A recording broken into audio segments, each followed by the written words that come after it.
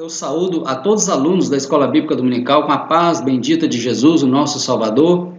E eu quero agradecer a Deus pela sua vida, que parou, né? O que você está fazendo ou não, mas está acompanhando aí as nossas aulas. Eu quero louvar a Deus pela sua vida, pelo seu interesse de estar sempre aprendendo a palavra do Senhor. Espero que essa lição chegue, né, a todos os irmãos da nossa igreja, de outras igrejas, né, amigos do Evangelho, que têm interesse de aprender cada dia mais a palavra do Senhor. Nós, como já dissemos em outras aulas, essa já é a aula de número 8, a lição de número 8. Nós estamos estudando os livros de Esdras e Neemias, que são os livros que tratam da restauração do povo de Israel após o cativeiro em Babilônia. Eles foram levados em cativeiro em Babilônia por causa da própria desobediência deles. Então Deus, cumprindo a promessa que havia feito ao profeta Jeremias, 70 anos de cativeiro acabaram-se, e Deus então estava restaurando o seu povo de volta à sua terra. Só que chegando lá encontraram diversos empecilhos, problemas que eles tiveram que enfrentar. E homens como Esdras, Neemias, Zorobabel, o sumo sacerdote Josué, os profetas Ageu e Zacarias, foram homens que Deus usou para ajudar na restauração espiritual, social e física do povo. A lição de número 8 traz o título As causas da desunião devem ser eliminadas. 23 de agosto de 2020, nós sabemos que os problemas surgem, né, no momento que a gente não está esperando. Quando ele já está envolvido em outros problemas, de repente surge um outro grave problema que era necessário ser resolvido. Às vezes na nossa família também está desse jeito, está tudo em paz, de repente vem a tempestade, né? É uma enfermidade na família, um desemprego, uma dívida que surgiu de repente, um filho que se rebela, um marido e mulher que começa a desentender. Enfim, são os problemas que surgem repentinamente, mas que com a graça de Deus a gente consegue saná-los, né? Resolver esses problemas com a ajuda de Jesus. Então a nossa lição de hoje vai falar de um grave problema que surgiu, que tentou atrapalhar a união do povo, que já estava vivendo um momento difícil, mas que com a graça de Deus eles conseguiram. Vamos lá então? O texto áureo nosso diz assim: ó quão bom e quão suave é que os irmãos vivam em união. Salmo 133, verso 1. É muito conhecido esse salmo, né? Muito falado nas igrejas, e a gente deveria vivê-lo mais, né? A união, ela é um preceito bíblico, tá? Vivemos unidos em Cristo é um preceito bíblico, e quem não entra pelo caminho da união, infelizmente, ele está fora do projeto de Deus. A verdade prática diz: a união é uma força indispensável para a igreja, é um testemunho diante do mundo e um estímulo para o crescimento da obra de Deus. Então a igreja desunida, ela não consegue sobreviver, tá? Então, a desunião no seio da igreja causa malefícios que vão desdobrar por anos e anos e anos de mágoa, ressentimentos e brigas e contendas. Mas que Deus nos guarde, né, deste mal e nos dê um espírito de união, que todos nós possamos estar unidos em Cristo Jesus. A nossa leitura bíblica em classe está baseada em Neemias capítulo 5, versículo 1 e o capítulo 5, versículo 1 e os versículos 6 a 12, tá? Está tudo no capítulo 5, porém, o versículo 1 e depois do 6 ao 12. Nós vamos ler essa citação. Foi, porém, grande o clamor do povo e de suas mulheres contra os judeus, seus irmãos. Ouvindo eu, pois, o seu clamor e estas palavras, muito me indignei. Eu considerei comigo mesmo no meu coração, depois pelejei com os nobres e com os magistrados, e disse-lhes: sois usurários, cada um para com seu irmão? E convoquei contra eles uma grande assembleia, e disse-lhes: nós resgatamos os judeus, nossos irmãos, que foram vendidos às nações, segundo nossas posses, e vós outra vez venderias a vossos irmãos, ou vender-se-iam a nós? Então se calaram, e não acharam que responder. Disse mais: não é bom o que fazeis. Porventura, não andaríeis no temor do nosso Deus, por causa do opróbrio das nações, os nossos inimigos? Está aí Neemias 5, versículo 1 e o versículo 6 ao 9, agora vamos ao restante. O versículo 10 ao 12. Também eu, meus irmãos e meus servos, a juros lhes temos emprestado dinheiro e trigo. Deixemos este ganho. Restituí-lhes hoje, vos peço, as suas terras, as suas vinhas, os seus olivais, as suas casas, como também a 100ª parte do dinheiro, do trigo, do mosto, do azeite, que vós exigis deles. Então disseram, restituir-lhes-emos, e nada procuraremos deles, faremos assim como dizes. Então chamei os sacerdotes e os fiz jurar que fariam conforme esta palavra. Versículo 10 ao 12 de Neemias capítulo 5. Está aí o texto básico da nossa lição. Então vocês já entenderam o que estava acontecendo lá na época de Neemias. Neemias preocupada em restaurar a nação, reconstruindo os muros, a vida política e social do povo, além da espiritual, é lógico, né? Agora se depara com esse problema. Estava havendo a opressão dos ricos para com os pobres. Então os ricos estavam emprestando a juros exorbitantes, né, para os pobres que já estavam numa situação muito difícil. E eles eram o mesmo povo. Como é que eles poderiam fazer isso com ele? Da mesma maneira a igreja. Nós somos um só povo. Todos nós participamos do mesmo corpo de Cristo. E se nós somos corpo de Cristo, nós somos um só povo. Cristo não tem vários corpos, ele tem um só corpo. É o povo de Deus espalhado na face da terra. Aqueles que confessam o nome de Jesus como Salvador e se arrependeram dos seus pecados. E dessa maneira, como que eu vou me levantar contra o meu irmão? Como que eu vou me levantar, vou para a justiça contra o meu irmão? Como que eu vou ser usurento para com o meu irmão? Tá? Então a gente tem que pensar nisso e entender que o amor de Cristo fala mais alto, tem que falar mais alto em nossos corações. Vamos ver como é que eles identificaram esse problema e resolveram esse problema? Vamos lá então? Acompanhe comigo esta lição. Desejo que Deus abençoe todos os obreiros, né, que estão me ouvindo, pastores, presbíteros, diáconos, cooperadores, né, que nós como líderes nos deparamos com problemas assim no meio do povo e nós precisamos de Deus sabedoria para ajudar a solucionar tais problemas. Vamos lá então? Introdução. Veremos nessa lição um conflito que surgiu entre diferentes classes sociais e como o problema foi solucionado. Glórias a Deus por isso. Bendito seja o nome do nosso Salvador. O primeiro tópico da nossa lição, a união caracteriza os judeus libertos do cativeiro. Glórias ao nome de Jesus. Qual era a base dessa união? Qual a base? O que unia o povo israelita daquela época? Todos eram o mesmo povo e confessavam a fé no único Deus verdadeiro. O altar havia sido renovado, o templo levantado e o culto a Deus restaurado, conforme os ritos da lei de Moisés. Então, dessa maneira, não tinha por que eles estarem com diferença entre eles, porque eles eram o mesmo povo, eles criam no mesmo Deus, eles estavam caminhando para a mesma direção. Então, não há por que ficarem desunidos, não há por que haver levante de um grupo contra outro dentro do povo de Deus. São coisas que o inimigo semeia nos corações das pessoas e as pessoas desavisadamente acabam caindo nesse fracasso e trazendo diversos problemas para muitas pessoas. Letra B, outra base da união. Todos haviam experimentado o despertamento que se havia iniciado pelo rei Ciro. Todos haviam cooperado ativamente para a restauração da cidade de Jerusalém. Pastor, mas que interessante, então Deus usou um pastor ímpio, um homem ímpio, perdão, o rei Ciro, né, que não era israelita. Deus usou ele para começar com ele o despertamento para restaurar o povo de Deus. Acompanhe as primeiras lições, meu irmão, tá? Acompanhe as primeiras lições. As lições estão aí no canal que você está assistindo, tá? É só você entrar aí no AD Mutum, no YouTube, que as nossas lições estão todas aí. Acompanhe desde a primeira, que você vai entender o que é que aconteceu, tá? Pega lá da primeira lição, a oração que Daniel fez para que houvesse o despertamento. A partir dali Deus começa a mover a favor do seu povo, tá? Glórias a Deus. Continuemos. Esta união entre os judeus simboliza a união que deve haver na igreja. Oh, maravilha, tá vendo? O povo de Deus sempre unido. Israel naquela época tinha 12 tribos, eles eram 12 tribos, são os 12 filhos de Jacó, e esses 12 filhos de Jacó deram origem a 12 tribos. Eles foram 70 e poucas pessoas para o Egito, e lá escravizados 400 e poucos anos, 430 anos para ser mais preciso. Deus então envia Moisés para libertar uma nação que agora já era milhões de pessoas.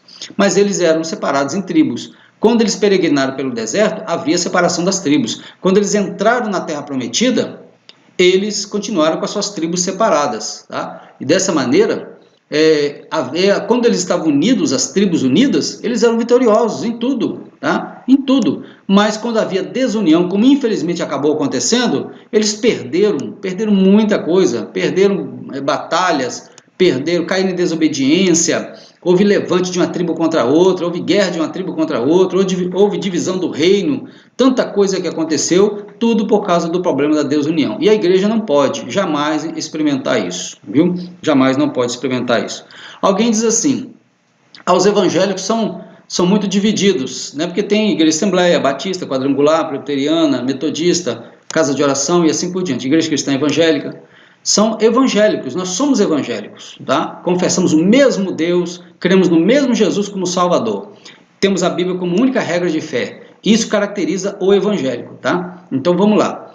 Por que então que somos separados? Isso não tem problema nenhum. Graças a Deus pela separação. Por quê? Porque tem igreja, cada igreja tem o seu ritmo e tudo mais. Às vezes a pessoa não acerta com a Assembleia de Deus, devido, né, a ser uma igreja que está sempre movimentando, a pessoa gosta de um negócio mais tranquilo, vai para outras denominações que são mais pacatas, né, mas estão igualmente ensinando também a palavra de Deus. Então a pessoa pode escolher. Agora, uma coisa que nós sabemos, né, e se você não sabe, eu quero te informar agora. Nós evangélicos, nós temos 95% de coisas em comum e apenas 5% de divergência, que são questão de liturgia de culto, usos e costumes, cargos eclesiásticos, são diferenças que não são levadas em consideração. Somos o mesmo povo, cremos no mesmo Deus, no mesmo Jesus Salvador, na mesma Bíblia, no Espírito Santo, no céu e no inferno, cremos na palavra de Deus, porém reunimos em locais diferentes, só isso. E temos 95% de coisa em comum. Quem nos acusa de ser dividido, também está dividido. Totalmente dividido e pior ainda, né? Eles guerreiam entre eles. Vamos lá então. Também na igreja há muitas coisas unificantes. Todos experimentaram um novo nascimento. Todos que nasceram de novo amam os que são nascidos por ele, Jesus. Todos na igreja são aproximados uns dos outros porque Cristo derrubou o muro da separação que havia entre gentios e judeus, tornando-os uma verdadeira família de Deus. Está lá em Efésios 2, versículo 12 em diante. Eu quero ler essa citação com vocês, porque é importante que a gente leia a Bíblia Sagrada. Está lá assim, ó, Efésios 2 e 12. Naquele tempo estáveis sem Cristo, separados da comunidade de Israel, e estranhos às alianças da promessa, não tendo esperança e sem Deus no mundo. Mas agora, olha que maravilha, olha como é que Deus usa Paulo. Mas agora, em Cristo Jesus, vós que estáveis longe, já pelo sangue de Cristo chegastes perto, porque ele é a nossa paz, o qual de ambos os povos, viu aí? Judeus e gentios, de ambos os povos, fez um, que é a igreja. Tá? A igreja é composta de pessoas dentre os judeus e gentios que se convertem a Cristo. Louvado seja Deus. Pelo sangue de Cristo chegaste perto, porque ele é a nossa paz, a qual de ambos os povos fez um, e derrubando a parede da separação que estava no meio. Na sua carne desfez a inimizade, isto é, a lei dos mandamentos, que consistia em ordenanças, para criar em si mesmo dos dois um novo homem, fazendo a paz. E pela cruz reconciliar ambos com Deus em um corpo, matando com ela as inimizades. Efésios 2, de 12 a 16. Eu não vou ler até o 19 conforme a estação aí, porque o interessante é somente essa parte aí, viu? Recortei para ficar mais fácil para nós. Essa união não se baseia em nacionalidade, nível social, cultura, mas todos são um em Cristo. No meio da igreja opera o Espírito Santo, o qual faz com que todos se tornem um coração e uma alma. Atos dos Apóstolos 4:32. A missão, uma das missões, um dos trabalhos maravilhosos do Espírito Santo, essa pessoa maravilhosa, o nosso eterno Consolador, um dos trabalhos dele é justamente unificar o povo de Deus, tá? É fazer com que nós tenhamos um coração unido dentro da nossa comunidade.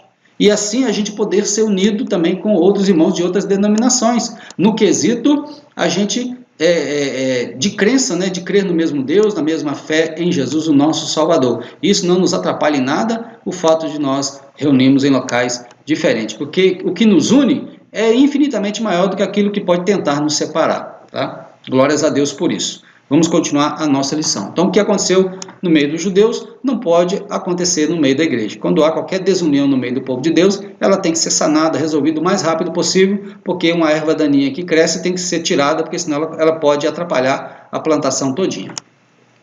Os crentes sentem apoio espiritual para a vida. Muitos crentes vivem cercados de pessoas que são contrárias à sua fé. São alvos de críticas e de isolamento, seja no trabalho, na escola ou na família. Que riqueza então é chegar à igreja e encontrar um ambiente fraternal e a união que predomina entre os irmãos. Ouçamos o salmista: quão bom e maravilhoso é que os irmãos vivam em união. Salmo 133. Glórias a Deus por isso. É muito bom, né, a gente chegar na igreja e a gente ver o ambiente que ela é. Eu que me converti na faixa dos 20 anos, eu vim do mundão, né, terrível, fiz muita coisa que não deveria se fazer porque não tinha conhecimento do evangelho. Então os ambientes que eu frequentava eram ambientes perniciosos, né? Os antros, né, que eu frequentava, a minha vida social era totalmente deturpada, contrária à vontade e à palavra de Deus. Mas quando me deparei com o Evangelho, conheci a igreja, eu descobri que existe um lugar maravilhoso para se frequentar, que é justamente a igreja, porque ali todos nós somos irmãos, todos nós estamos com o mesmo objetivo, cremos no mesmo Deus, temos as mesmas dificuldades, as mesmas fraquezas, e estamos lutando para chegar aonde precisa chegar, tá certo? Que é a plenitude, né, da presença de Cristo em nossa vida. Então nós almejamos chegar neste lugar maravilhoso, e enquanto esse dia não vem, nós vamos aqui lutando, cada dia mais vencendo, mas só vamos conseguir vencer se nós estivermos unidos. Aí você observa, uma formiga sozinha consegue abastecer a ninhada todinha com comida, cortando uma folha por vez? Não, mas várias formigas conseguem trazer alimento para dentro ali da sua casinha, no buraco no chão. Um grilo, um gafanhoto consegue picotar uma árvore todinha? Não, mas vários gafanhotos conseguem. Uma formiga sozinha consegue carregar um inseto para dentro da sua casinha? Uma formiga sozinha não consegue, mas várias formigas juntas conseguem. Várias formigas juntas conseguem. Então a união faz a força. A igreja também é assim. Nós unidos somos fortes, nós unidos somos mais. A força das trevas que opera contra nós, que tenta nos derrotar, não vai conseguir nos derrotar se nós estivermos unidos. É muito triste quando na igreja há pessoas que não deixam o Espírito Santo trabalhar na vida dela.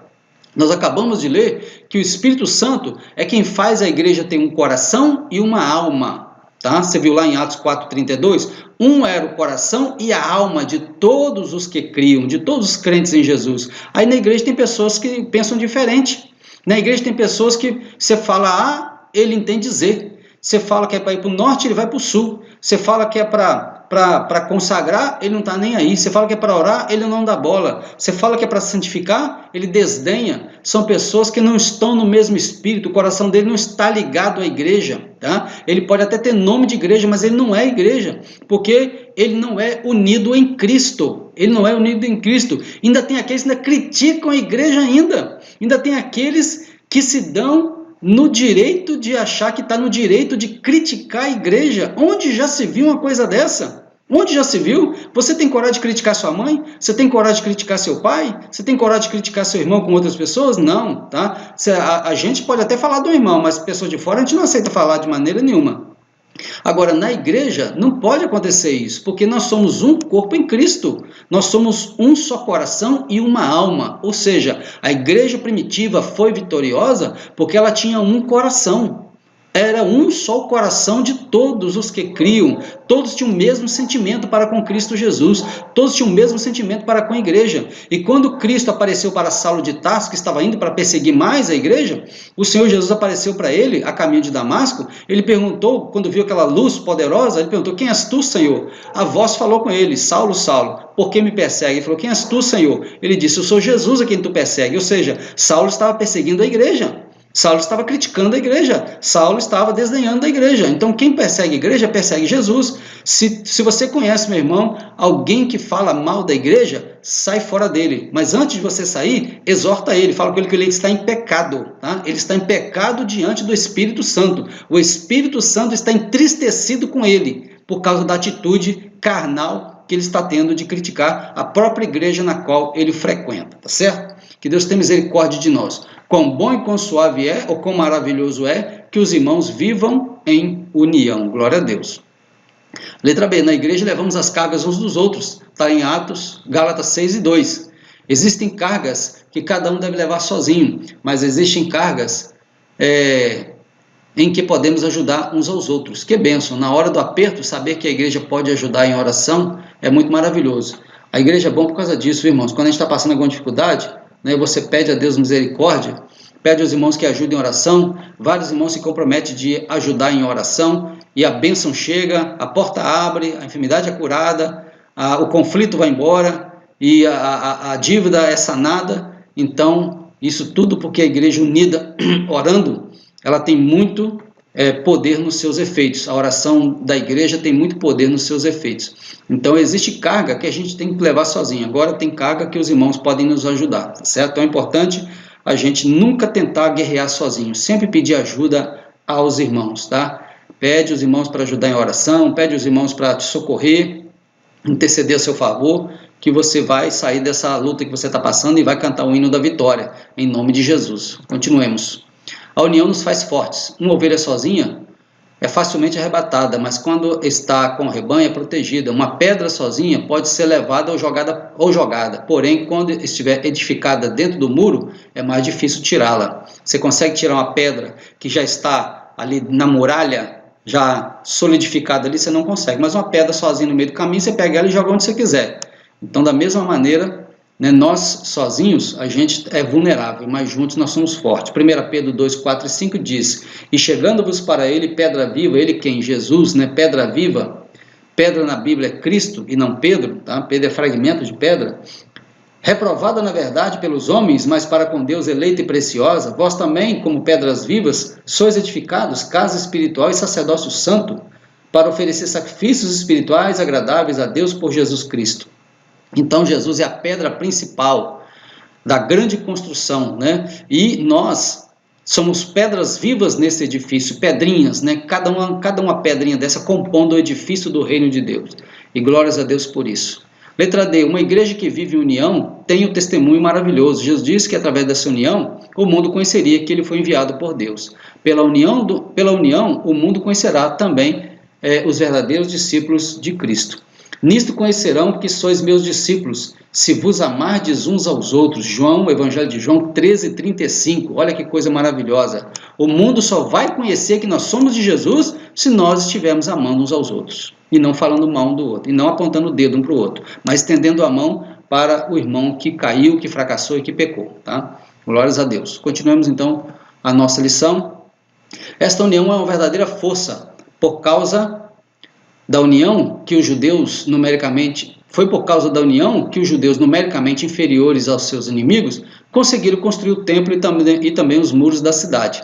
Esta união é também o segredo da vitória da igreja. O santo óleo desce da cabeça do sumo sacerdote Jesus e os crentes vivem em união. Jesus disse: eu dei-lhes a glória que a mim me deste, para que sejam um. João 17:22. Sejamos, pois, um, assim como o Pai, o Filho e o Espírito Santo são um. O autor de Eclesiastes já dizia: o cordão de 3 dobras não se quebra tão depressa. Glórias a Deus. Então, todo o trabalhar de Deus é para que nós sejamos unidos num só corpo em Cristo, e unidos a Cristo nós somos unidos à Trindade. Nós somos unidos ao Pai, ao Filho e também ao Espírito Santo, mas só quando nós estamos unidos entre nós. Desunidos, nós não somos nada. Tá? Nada. Nós precisamos estar unidos em Cristo, unidos ao Pai, unidos ao Espírito Santo. E o cordão de 3 dobras não se quebra com tanta facilidade. Que Deus tenha misericórdia de nós e nos ajude, que nós possamos ser unidos na evangelização, unidos na oração, unidos na consagração, unidos no testemunho, unidos em fazer a obra missionária, unidos em cuidar das crianças, unidos em cuidar dos necessitados, que nós possamos estar unidos. Unidos nós somos fortes, desunidos nós somos um povo derrotado. Que Deus tenha misericórdia de nós e nos ajude. Vai guardando no coração essa palavra, meu irmão. Nós precisamos de união. Glórias a Deus. Segundo tópico, a união entre judeus estava ameaçada. Qual era a ameaça? Tratava-se de uma grande injustiça social. Financeiramente, a vida dos que voltaram da Babilônia era bem difícil. Muitos eram obrigados a tomar dinheiro emprestado, não só para seu sustento, como também para pagar imposto do governo. Tomavam emprestado seus irmãos mais ricos, os quais cobravam juros altos, até mesmo com usura. Quando os mais pobres não conseguiam pagar os empréstimos tomados, os irmãos mais ricos executavam as dívidas, tomando as casas, as terras, até mesmo os filhos e as filhas dos devedores. Isso foi causa de grande clamor entre os judeus. Este assunto chegou ao conhecimento de Neemias, o qual ficou enfadado, muito enfadado. Ele diz que ele se enfadou de ver essa situação. Então observa só. Olha só o que ele diz, capítulo 5, versículo 6. Ouvindo eu, pois, o seu clamor e essas palavras, muito me enfadei. Ou seja, Neemias ficou profundamente decepcionado em saber o que estava acontecendo. Então, o que nós vamos fazer? É agora tentar resolver o problema. Neemias se deparou com um problema e agora eles vão tentar ajudar a sanar esse problema. E tudo que mexe com dinheiro, meu irmão, você sabe que é difícil, né? Você sabe que mexer com o bolso da pessoa é complicado. Mas quando Deus está no negócio e opera, até o bolso fica crente, tá? Até o bolso fica crente e louvado seja o nome do Senhor. Como explica a grande injustiça? Em primeiro lugar, era uma expressão de falta de amor dos mais ricos para com os mais pobres. Os ricos estavam na boa. Eles tinham dinheiro sobrando e para emprestar também. E quando emprestava para os mais pobres, emprestava com usura, com juros altos. E os irmãos não conseguiam pagar. E não pagando, perdiam casa, terra e até os filhos eram levados como escravos. Então isso foi uma desunião entre eles e a desunião leva ao fracasso. Tá? A desunião, ela leva ao fracasso de todo o grupo, de todo um povo. Casa desunida, Jesus falou, se Satanás está derrotando Satanás, então a casa dele já não vai prevalecer. Então, Jesus usou um princípio da união, ou seja, porque acusaram Jesus de estar expulsando demônios pelo poder dos demônios. Ele falou, então se Satanás está expulsando Satanás, a casa dele está dividida, e todo reino dividido não prevalece. É isso que ele quis dizer. Então esse princípio vale para a igreja. Nós não podemos ser divididos, nós temos que ser um só povo. Reino dividido não prevalece. Os judeus estavam divididos, havia injustiça social entre eles, uma falta de amor tremenda entre eles, sendo que eles se consideravam o povo de Deus, criam no único Deus verdadeiro, e agora um irmão fazendo isso com o outro, aproveitando das mazelas que o outro estava passando para aproveitar dessa situação e ganhar dinheiro? Não, de maneira nenhuma. Os líderes haveriam de entrar em providência e como entraram, e Deus foi dando a vitória, tá bom? Louvado seja o nome do Senhor. Vamos continuar aqui. A Bíblia diz, desta forma os mais ricos pecavam contra os seus irmãos pobres, não lhes dando o devido valor. A Bíblia diz que cada um deve considerar os outros superiores a si mesmo. Filipenses 2 e 3. O que devemos suportar e que devemos suportar uns aos outros. Efésios 4 e 2. Por falta de amor, os ricos chegaram a cobrar juros com usura, que era proibido na lei de Moisés. Tá? Eu vou ler aqui para vocês. Ó. Glória a Deus. Levítico 25, essa citação aí não corresponde, eu vou ler uma outra citação melhorzinha aqui. E quando o teu irmão empobrecer e as tuas forças decaírem, estou lendo Levítico, tá? Eu vou dar a citação daqui a pouquinho. E quando o teu irmão empobrecer e as tuas forças decaírem, então sustentá-lo-ás. Olha aí, ó. Então sustentá-lo-ás. Era obrigação do judeu sustentar os irmãos mais pobres ou que caírem em algum desfavor. A igreja também socorre os irmãos necessitados que estão passando algum tipo de dificuldade. Vamos lá. O estrangeiro, o peregrino, viverá contigo. Não tomarás dele juros, nem ganho, mas do teu Deus terás temor, para que o teu irmão viva contigo. Não lhes dará teu dinheiro com usura, nem darás o teu alimento por interesse. Eu sou o Senhor vosso Deus, que vos tirei da terra do Egito, para vos dar a terra de Canaã, para ser o vosso Deus. Levítico 25, 35 a 38. Levítico 25, 35 ao 38. Tá vendo? A Bíblia é um livro justo. Viu, irmão? A Bíblia é um livro justo. Deus ordenava que eles fizessem justiça social. Ordenava. E eles pereceram muitas vezes porque deixaram de praticar a justiça social. E nós, como igreja, não podemos fechar os olhos para os necessitados. Se você sabe que determinado irmão, ou até mesmo uma pessoa que não é irmão, está passando uma certa dificuldade, você tem por obrigação de, como cristão, ajudar essa pessoa. A nossa igreja tem um trabalho de distribuição de cesta básica. Não é muito grande, mas é um trabalho que tem ajudado várias pessoas. E louvado seja Deus por isso. Então, se você quer ajudar alguém que está passando dificuldade, a primeira coisa que você tem que fazer é levar o seu donativo. Leva o seu donativo, vai lá na assistência social da igreja e entrega. E fala assim, ó, vim aqui trazer o meu donativo para ajudar a criar aí a cesta básica aí. Aí você fala, ó, tem uma pessoa em tal lugar que está precisando de uma cesta básica. Aí a irmã lá vai anotar, a responsável vai anotar o nome, endereço, e alguém vai procurar saber dessa situação, tá certo? Mas antes de você cobrar, você leva o seu donativo. Você pode dar em mantimento, você pode dar em dinheiro, que vai exclusivamente para o caixa da beneficência, para nós ajudarmos os irmãos menos favorecidos, tá bom? Continuemos. Era pecado cobrar juro com usura na lei de Moisés. O assunto era muito sério, porque a Bíblia diz que quem peca contra o irmão está pecando contra o próprio Cristo. Ora, pecando assim contra os irmãos e ferindo a sua fraca consciência, pecais contra Cristo. 1 Coríntios 8 e 12, tá vendo? Quem peca contra o irmão, aproveitando que o irmão está passando uma dificuldade e peca contra ele, está pecando contra o próprio Cristo, porque isso é uma injustiça. E a igreja não pode ser injusta. A igreja, na verdade, é o único povo justo da face da terra. Tá? Porque o resto é tudo interesse. O mundo gira em torno do dinheiro. A igreja não pode os princípios e valores da igreja são pautados na palavra de Deus, e a palavra de Deus condena o amor ao dinheiro. Então, se você está entesourando dinheiro, guardando dinheiro, sem ajudar os mais necessitados, né, as pessoas necessitadas, então você está pecando contra o irmão, porque você não abre a sua mão para ajudar aquele que está precisando de ajuda, tá bom? Que Deus tenha misericórdia da nossa alma e nos ajude a ser justos em todas as áreas. A atitude dos ricos era uma expressão de dureza contra os seus irmãos. Eles queriam ficar ainda mais ricos às custas da miséria dos seus irmãos mais pobres. Não lhes importava o choro dos seus irmãos. A opressão faz endoidecer até o sábio. Eclesiastes 7:7. Então, havia ali uma opressão e foram duramente, né, repreendidos, e graças a Deus que eles ouviram a repreensão. Continuemos. Neemias solucionou o problema, tópico 3 da nossa lição, de número 8. Da Casa Publicadora das Assembleias de Deus, terceiro trimestre. Próximo trimestre já está chegando, né? Vamos estudar sobre o livro de Jó e vamos aprender muito sobre o livro de Jó. Quero conclamar você a continuar firme aí assistindo às aulas. Daqui a uns dias, né? Dentro em breve já estaremos retornando com a nossa escola bíblica dominical presencial e abençoando também a todos os irmãos. Vamos lá. Neemias convocou um grande ajuntamento, Neemias 5:8. Reuniu o povo e lembrou a todos que os irmãos mais pobres estavam sendo literalmente escravizados. Confrontou-os com a sua injustiça, perguntando-lhes: vender-se-iam a nós? Então se calaram e não acharam o que responder. Neemias 5:8, tá vendo? Ou seja, Neemias perguntou àqueles ricos: vocês vão vender a gente também? Vão vender todos nós? Então foi uma palavra dura, mas que levou eles a pensarem. E eles pensaram, ficaram caladinhos, não falaram nada, mas eles tomaram uma atitude positiva, louvado seja Deus, que deu certo, né? Aquele problema que houve, deu certo. Houve um problema também lá na igreja de Atos dos Apóstolos, que a primeira igreja, ela não era a igreja católica, a primeira igreja é a igreja apostólica, a igreja dos apóstolos.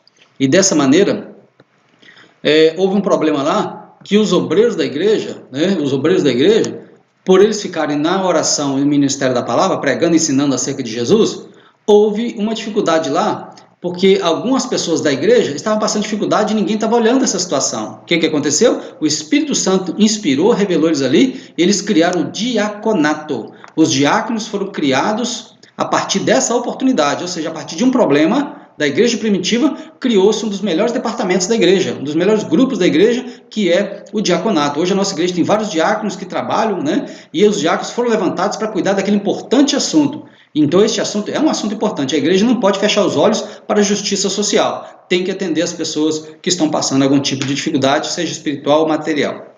Tá bom? Porque às vezes a pessoa não está querendo arroz e feijão, não. Ela quer um ombro amigo, ela quer um abraço, uma palavra, uma visita. E nós não podemos fechar os olhos a essa situação, não. Tá bom, irmão? Vamos lá. Neemias faz uma proposta conciliadora. Deixemos este ganho. Restitui-lhes hoje. Neemias 5, 10 e 11. Capítulo 5, 10, versículo 10 e 11. Neemias incluiu-se na proposta. Ele e seus auxiliares haviam emprestado a juro. Notem bem, a juro, não com usura. E Neemias estava disposto a não receber os juros, viu? Na hora de emprestar o dinheiro para os irmãos, o Neemias veio lá do reino da Pérsia. Ele foi mandado pelo rei Ciro. E o que aconteceu? Pelo rei Artaxerxes, melhor dizendo. O que aconteceu? Certamente o Neemias estava com algum recurso financeiro. Ele, então, certamente emprestou dinheiro também, não com usura, mas a juro. Mas quando ele viu o problema agravando, o que ele falou com os nobres, os anciãos, os magistrados, os cabeças do povo? O que ele falou? Vamos abrir mão desse lucro, vamos abrir mão desse juro, vamos ajudar os nossos irmãos necessitados. Isso foi uma atitude nobre de Neemias, tá? Ele estava disposto a não se interessar mais pelo ganho, para que o problema fosse resolvido. Louvado seja Deus. A proposta de Neemias foi acatada. Restituí-lo-emos, e nada procuraremos deles. Faremos assim como diz, Neemias 5,12. Neemias fez com que jurasse diante do sacerdote, e assim fariam.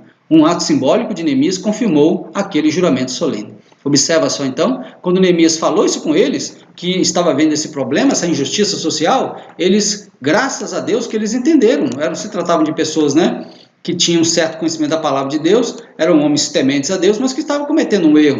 O que aconteceu então? Eles mudaram de opinião, mudaram de atitude, e disseram eles, restituir-lhe-emos, e nada procuraremos deles. Faremos assim como diz. Ou seja, do jeito que você falou, Neemias, nós vamos cumprir então para que esse problema seja resolvido. Irmão, que bom que tudo seja...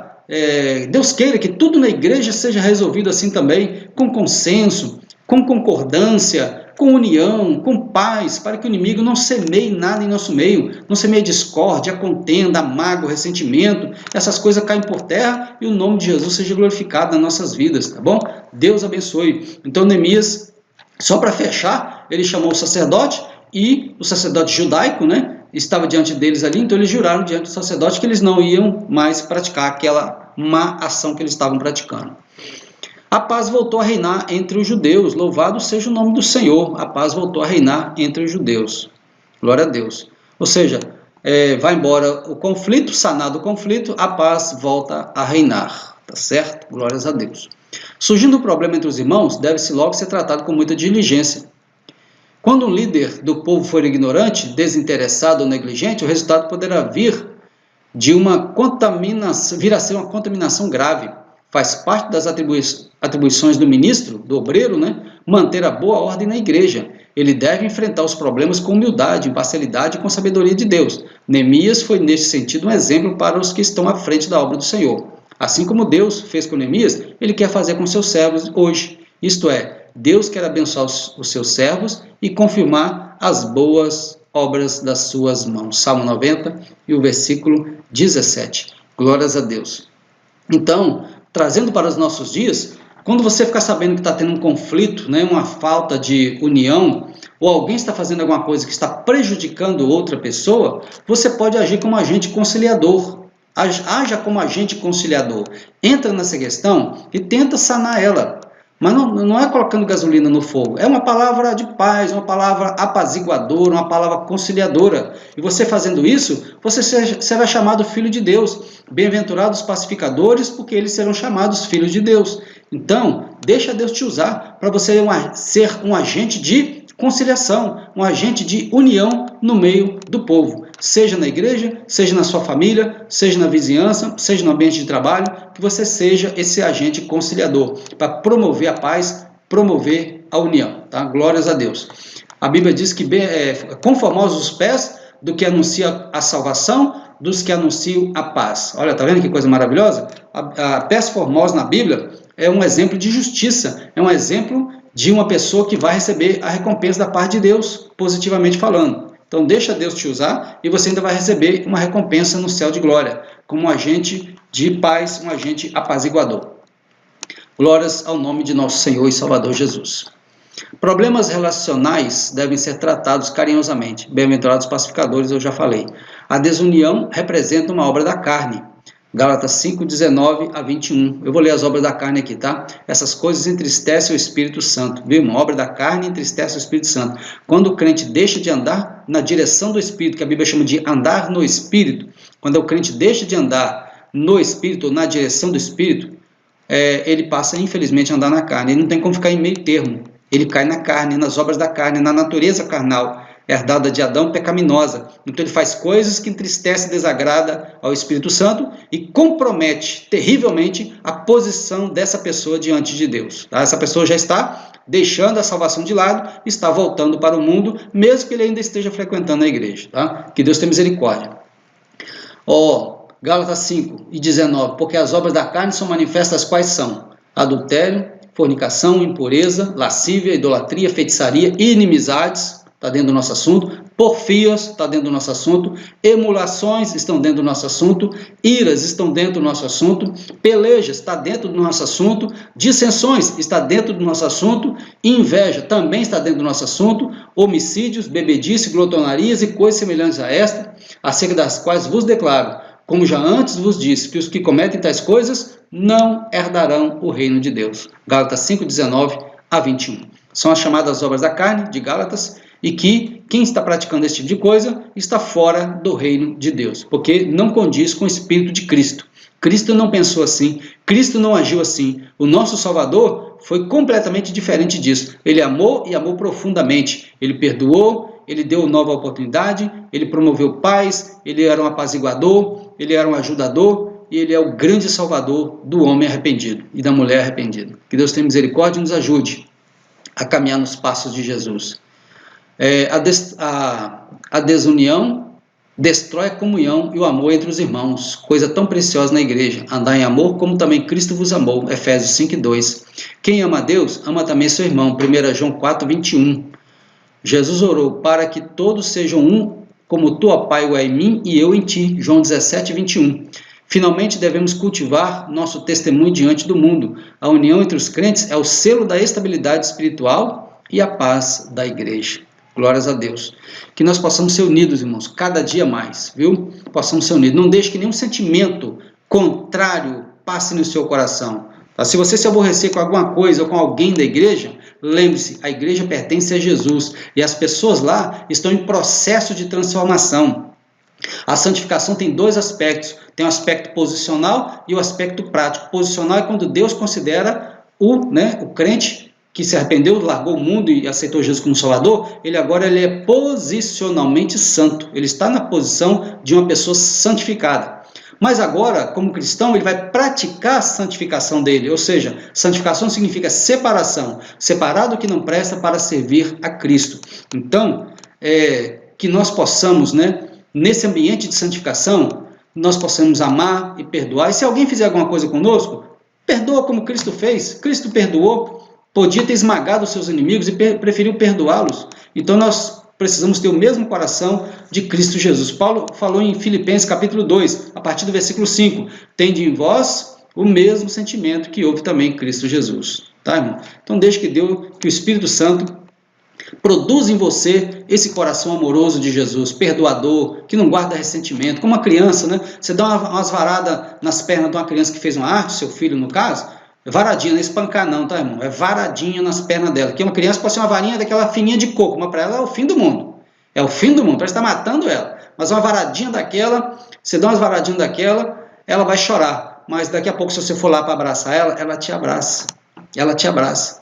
Então, que nós sejamos assim com o coração simples, inocente como de uma criança. Se alguém fez alguma coisa contra a gente, perdoa. Agora, é direito se você chegar perto dela e falar, irmão, o que você fez não foi legal. O que você fez e falou não ficou bom.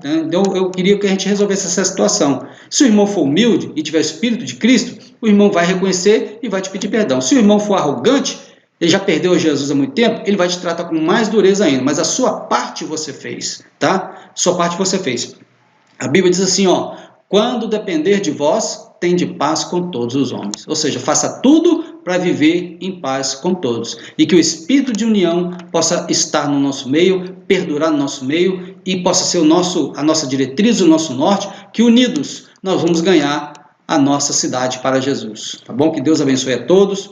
No poder do santo nome de Jesus, a nossa conclusão. O mandamento de Jesus é que amemos uns aos outros. Se amarmos nós semelhantes assim, não permitiremos que nada abale a nossa união. Tá vendo? Então, amor é a palavra de ordem. O amor é o sentimento maior que deve perdurar em nosso coração, porque Cristo nos amou primeiro, sendo nós miseráveis pecadores. Que Deus te ajude e nos ajude. Até a próxima aula.